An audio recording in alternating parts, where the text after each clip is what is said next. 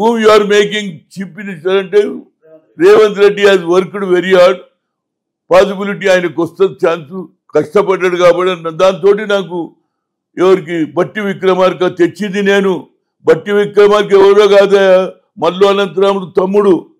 ఆయన చచ్చిపోయినాక ఆయన సీట్ ఎవరికి ఇవ్వాలంటే ఇదే బట్టి వచ్చి దండం పెట్టిండు. ఒక్కడమే కాదు, మా అన్నకి ఇప్పేవాడిని ఇప్పిస్తే ఏమన్నాడు, అన్న మా అన్న చనిపోలేదే, నువ్వే మా మల్లు అనంతరాముడు. ఆ తర్వాత మళ్ళీ అతన్ని ఏది సెంట్రల్ చదువుతుండే కాలేజీలో ఏది గచ్చిబౌలి ఏదో ఎగ్జామ్ ఇచ్చిండు, ఫెయిల్ అయ్యిండు, ఐఏఎస్ అయిపోయింది. ఆ తర్వాత నేనే తీసుకొచ్చి పిసిసిలో మెంబర్ వేసిన. ఆ తర్వాత కేశవరావు పిసిసి కొట్లాడి లోకల్ బాడీ ఎమ్మెల్సీ ఇప్పించేదానికని ఆయన పడి. ఆ తర్వాత పోయి ఏది కేవీపీ పక్కకు చేరిపోయాడు. సరే నీ బాధ, కానీ నా నియతుడు ఎప్పుడైతే 19 మంది గెలిచిండు కదా, ఎవరు పిసిసి ఎవరు సిఎల్పి లీడర్ అంటే ఐఎమ్ ది ఓన్లీ ఫైట్ చేసిన. బట్టి గురించి ఏది బట్టికి ఏం చెప్పినా, వేణుగోపాల్కి చెప్పినా, వేణుగోపాల్ గారు కేసీఆర్ హెస్ ప్రామిస్డ్ తెలంగాణ ఇస్తే I will not be the chief minister, I will make one SC అన్నాడు. At least we can make SC will be the CLP leader అన్న. సిఎల్పి లీడర్ వచ్చినాక ఇంటికి వచ్చి కాలు మొక్కిండు. ఇప్పుడు ఆయన డిప్యూటీ సీఎం అయిండు, ఆయన ఆగుతలేడు. మనం ఏం చేస్తాం? ఎవరు చూడండి, మనం సాయం చేసేవారికి అండి. నేను ఆ మెడి లీడర్ సత్యబాబు ఎవరు, యూత్ కాంగ్రెస్ ఎంతమందిని చేసిన, రఘువీరారెడ్డిని జిల్లా ప్రెసిడెంట్ చేసిన. అట్లా లెక్కలు చెప్తే 50% వీకర్ సెక్షన్ నా ఆలోచన. దానికి కొందరికి లోపల కోపోయినా అంటే బీసీ ఎస్సీలు అంటాడని ఏమని అనుకోని I'm implementing Indira Gandhi policy, Rajiv Gandhi policy, Rahul Gandhi policy. That is my. మీరు రేవంత్ రెడ్డి సీఎం అయ్యే అవకాశం ఉందని చెప్పారు కాబట్టి బట్టి విక్రమార్క మీ మీద కోపం అన్నమాట ఈ లెక్కల. ఏదైనా అనుకోని ఇప్పుడు అతని ఆశ ఉన్నది. అంచెలంచెలుగా మనం ఇచ్చిన సాయం తోటి పెరిగిండు. ఆయనకు ఒక ట్రంప్ కార్డు ఉంది కదా ఎస్సీ, దాని మీద అతనికి అడ్వాంటేజ్ తీసుకో ఎవడొద్దన్నాడు.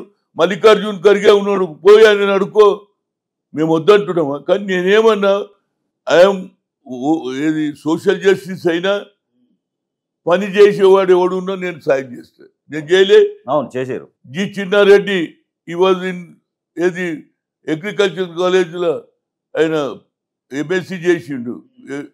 చేసి అదేది కోదాడులో జూనియర్ అగ్రికల్చర్ పిలిచి జనరల్ సెక్రటరీ చేసిన. తర్వాత యూత్ కాంగ్రెస్ ప్రెసిడెంట్ చేసిన. సుధాకర్ రెడ్డి ఎక్కడుండే, ఇప్పుడు ఆయన బీజేపీలో పోయిండు అనుకో, అతన్ని కూడా ఎన్ఎస్కి నేను అనేది ఏంది, నేను టాలెంట్ ఉన్న వాళ్ళని గుర్తిస్తా, నాకు టాలెంట్ చేసేటోళ్ళని సాయం చేస్తా. నేను ఇంట్లో కూర్చోనని చెప్పా. కొందరికి ఏంటంటే అరే హనుమంతరావు ఎంతసేపు వీకర్, అరే మీరే ఉంటారా, రాహుల్ గాంధీ కాన్సెప్టే చేస్తున్నాను నేను, నా సొంత కాదు. మల్లికార్జున్ ఖర్గే అన్నాడు కదా, ఏమన్నాడు, ఆకాంక్ష కులగానే జరగాలేదు ప్రజల ఆకాంక్ష అన్నాడు. ఇంత పెద్ద మాట ఎవరు అంటారండి?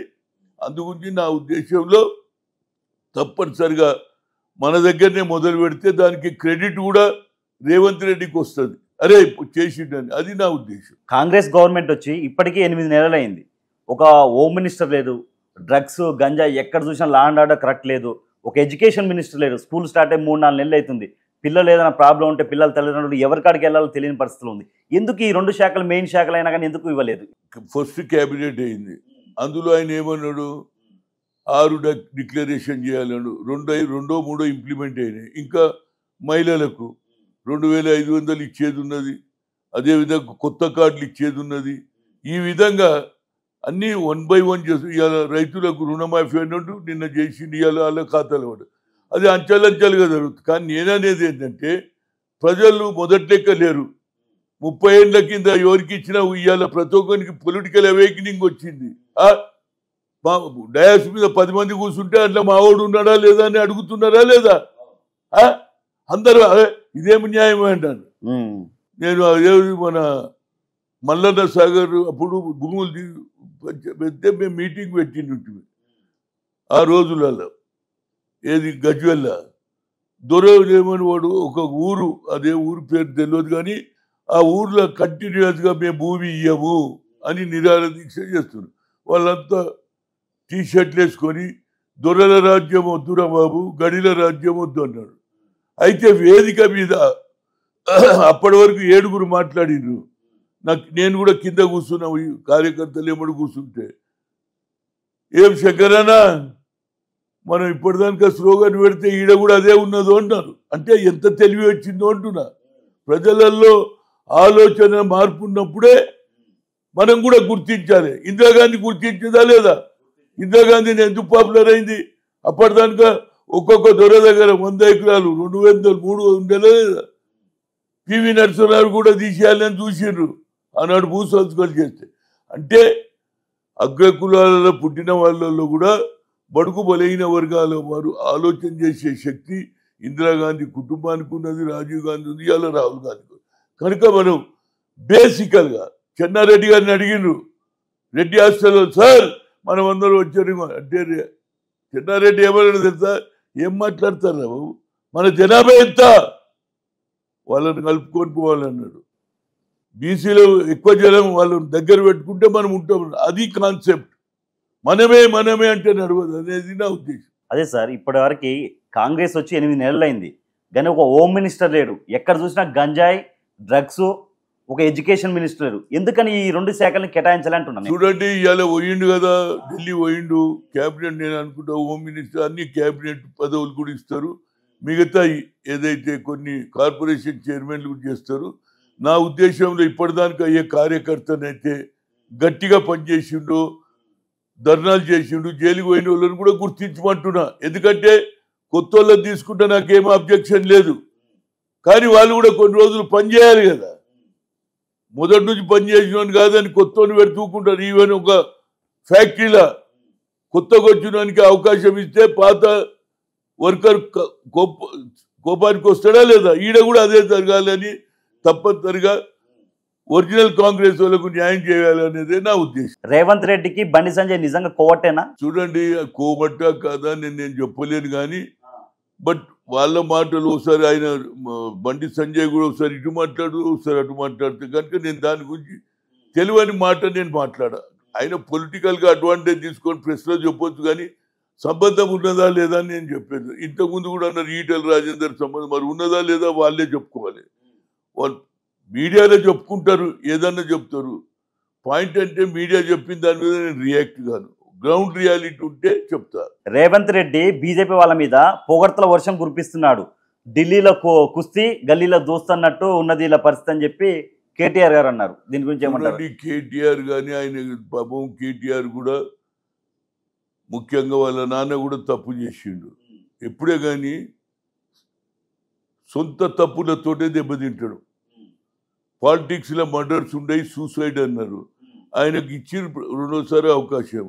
ఆయన ఏం చేయాలి? ఇచ్చిన మాట నిలబెట్టుకోవడానికి ప్రగతి భవన్ కట్టించి ఎవరిని పోనీయవు, సెక్రటరియట్ మంచిగా కట్టిస్తూ అందులోకి రానియవు. దాంతోటే కదా. అదే కాకుండా మహారాష్ట్ర పోయి అబ్కి బార్ కిసాన్ నీకేం అవసరం ఉంది? నాందేడు, బిదర్ పోయే, ఏది ఉస్మానాబాద్ పోయే అవసరం ఉంది, రాయచూర్, ఇవన్నీ తప్పులు చేసిండు ఆయన. ఎప్పుడే కానీ సొంత తప్పులతోటి అవుట్ అయిండు. నువ్వు ఇచ్చిన వాగ్దానాలు చేసుకుంటూ తిరగాలి కదా. నువ్వు ఇడిచిపెట్టి మహారాష్ట్ర పోయి అక్కడ రైతులకు, చచ్చిపోయిన రైతులకు నువ్వు 5 లక్షలు ఇచ్చి వస్తే న్యాయమా? ఇక్కడ లేరా రైతులు? ఇప్పటికి కూడా రైతులు, ఇప్పుడు ఈయన వచ్చినాక కూడా రైతుల రుణమాఫీ చేసిండు. అట్లా చేసినట్టు ఇవాళ పంచాయతీ లేదు కదా. ఎప్పుడైతే 2 సార్లు వచ్చినాక కొద్దిగా స్టైల్ మారుతుంది, ఆ స్టైల్ తోటే దెబ్బతిన్నాడు. నేను అనేది ఏంది, ప్రజలకు ఇచ్చిన హామీ చేస్తూ ప్రజలలో ఒక సేవకుడుగా ఉండాలి. నేనే అంటే ప్రజలు ఈడకుండా మాట్లాడుతుందని ప్రజలే దెబ్బ కొడతారు. కనుక ప్రజలకు అనుకూలంగా ఉంటూ ప్రజలకు ఇచ్చిన హామీలు నిలబెట్టుకుంటుంటా. అదేవిధంగా సోనియా గాంధీ 6 డిక్లరేషన్ అవి డిక్లేర్ తప్పనిసరిగా చేయాలి. అదేవిధంగా ఇవాళ ప్రజలకు ధరణి దాని మీద ఇవాళ దానిక కూడా సెటిల్ అయితే లేదు. నేను నా ఉద్దేశంలో ఆల్మోస్ట్ 3 months 4 months అవుతుంది ధరణి కమిటీ వేసి. ఇప్పటి కూడా తిరుగుతూనే ఉన్నారు. ఒకరి భూమి ఉన్నది ఒరిజినల్గా, భర్త చచ్చిపోతే భార్య పేరు మీద ఉండాలి కదా, పక్కగా చేయలేదు, పక్కోనికి చేసేస్తున్నారు. భర్త చనిపోతే భార్యకు రావాలి కదండి. మన అది నిజాం షుగర్ ఫ్యాక్టరీ, అదే ఆ జిల్లాలో నేను పోయినా, ఇదేం అన్యాయం రవి, మొగడు చచ్చిపోతే భార్యకు అంటే మీరు జాయింట్ కలెక్టర్ కలవండి. రెవెన్యూ డిపార్ట్మెంట్ అంతా అవినీతి ఏది లేదని చెప్తున్నా.